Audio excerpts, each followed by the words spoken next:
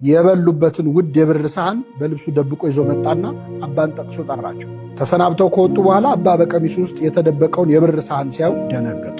መናገር ባይችሉም በልባቸው ግን እንዲህ አሉ፣ እነዚህ ደግ ወጣቶች በክብር ተቀበሉን፣ እግራችንን አጥበው መገቡን፣ እውነት ለውለታቸው ምላሹ ውዱን ንብረታቸውን መስረቅ ነው ብለው አዘኑ። ጥቂት እንደቆዩ የመስኖ ውሃ ወደ ተከማቸበት አንድ ድልድይ ደረሱ። ውሃውን ሲሻገሩ ታዲያ ወጣቱ መነኩሴ በብር ሳህኑ ላይ ካማተበበት በኋላ ወደ ወንዙ ወረወረው። አባ ግራ ገባቸው። እንዲህ ብለው አልጎመጎሙ። እንዴት ያለ ነገር ነው? ሳህኑን የሰረቀው ሊወረውረው ነው? እዚያው አይተውላቸው ዝምታቸውን ሊያፈርሱ አይችሉምና ዝም አሉ። ሲመሽ ወደ አንድ ወጣት ባልና ሚስት ቤት ደረሱ። እንደ ቀኖች ወጣቶች እነዚህም በክብር እግር አጥበው አስተናገዷቸውና ማረፊያ ሰጧቸው። ባልና ሚስቱ የ2 ወር ሕፃን ልጅ ነበራቸው። በጠዋት ሲነሱ ወላጆች ሳይነሱ ወጣቱ መነኩሴ ቀስ ብሎ ሄዶ የተኛውን ሕፃን ገደለ። አባ ሊያስጥሉ ቢሉም አልቻሉም። እየጎተተ ይዟቸው ወጣ። ጌታ ሆይ ምን አይነት ርጉም ነው! ንጹሕ ሕፃን ገደለው እኮ እያሉባቸው ወረደ። ምንም እንኳን አንጀታቸው በሐዘን ቢኮማተርም በመሃል ላይ የገቡበትን አርምሞ አፍርሰው ከግዝት ላለመግባት አንዲት ቃል አምጥተዋል። በቀጣዩ ቀን ሁለቱ መነኮሳት ወደ አንድ መጠጥ ቤት ደጅ ደረሱ። ጭፈራ ከሩቅ ይሰማል። ሰካራሞች መነኮሳቱን ሲያዩ ቅዱሳን እያሉ ተሳለቁ። በሰካራም አንደበት የሚናገረው ዲያብሎስ ነው ብለው ዝም አሉ።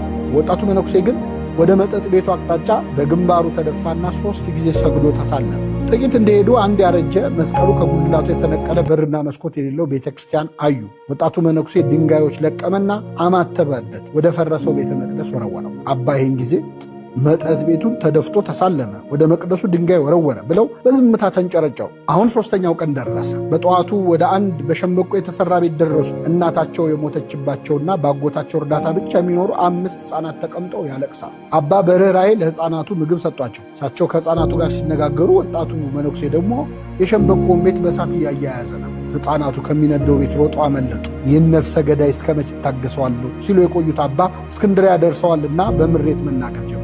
እስኪ ንገረኝ፣ ከዚህ በኋላ ዝም ልልህ አልችልም። መልስልኝ፣ አንተ ሰው ነህ ወይስ ሰይጣን? ምነው አባ ምን አጠፋው? አለ መነኩሴ። በዚህ 3 ቀን ውስጥ ምን ያላጠፋው ነገር አለ? በበረሃ ክብረው የተቀበሉንን ሰዎች የብር ሳህን ሰርቀው ወንዝ ውስጥ አልጨመርክም? እነርሱም መነኮሳት በቤታችን ተቀብለን ሰርቀውን ሄዱ እያሉ ይሆናል። ይሄ መነኩሴው መለሰ። አባ ትልቅ ነገር እኮ ነው ያደረግኩላቸው። ያቀረቡልን የብር ሳህን ቅድመ አያታቸው ከጥንታዊ ቤተ መቅደስ የሰረቀው ጻሕል የቅዱስ ቁርባን ማቅረቢያ ነበር። መላው ቤተሰብ ይህን ሳያውቅ በዛ ቤት በብዙ ዘመን ሲቀባበሉት ነበር። በላዩ ላይ በላቲን ቋንቋ ይህ ጻሕል ለቅዱስ ኒቆላዎስ ቤተክርስቲያን የተሰጠ ነው የሚል ጽሑፍ አለበት። በዚህ ምክንያት ያንን ቅዱስ ንዋይ የሚጠቀሙ ሁሉ እስካልተመለሰ ድረስ በእግዚአብሔር ላይ ድፍረት ይሆንባቸው። የሞቱት ወላጆቻቸውም በዚያ ቅዱስ ንዋይ የተነሳ ነፍሳቸው ትታወካለች። እነዚያም ወጣቶች በጻሕሉ እኛን በማስተናገዳቸው ነፍሳቸው እንዳትጎዳ አዘንኩላቸው። ስለዚህ ሰረኳቸው። የሰረኩት ፈልጌ አይደለምና ውሃ ውስጥ ወረወርኩት። በማግስቱ የደብሩ ዘበኛ ሊታጠብ ወደ ውሃው ይመጣል። በውሃ ውስጥም ሳህኑን ያገኘዋል። የላቲን ቋንቋ ስለሚያውቅ የተጻፈውን ያነበዋል። ወስዶም ለካህኑ ይሰጠዋል። ጻሕሉ ከብሮ ድጋሚ ሲቀደስበት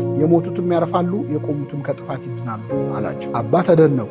እሺ ሕፃኑንስ የገደልከው ለመልካም ብለህ ነው?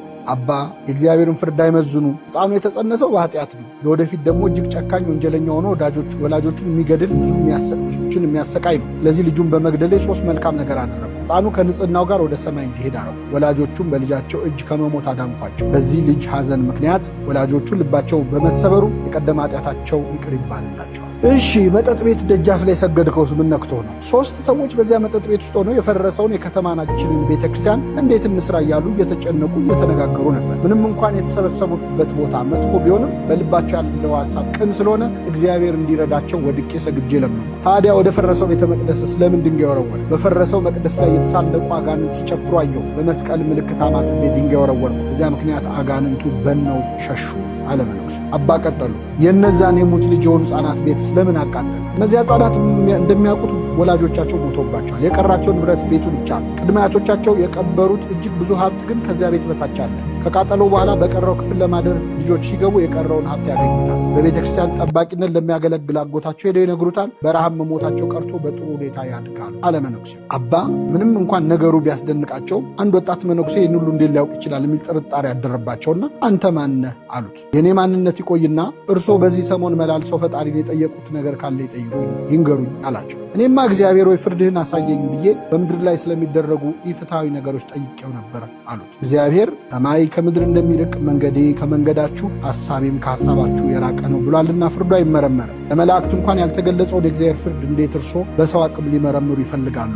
ጸሎቶን ሰምቶ እግዚአብሔር ያዩትን ሁሉ እንዳደርግና ፈቃዱን እንዳሳየት ላከኝ አላቸው። ቅዱስ ዑራኤል ለዕዝራ እንዲህ አለው፣ የምትፈርስ የምትበሰብስ አንተ የማይፈርስ የማይበሰብስ የሕያው እግዚአብሔር ፍርዱን ልትመረምር አትችልም። ዘ ፓትሪስቲክ ሄሪቴጅ ቡክ 2 ላይ ነው ያገኘሁት።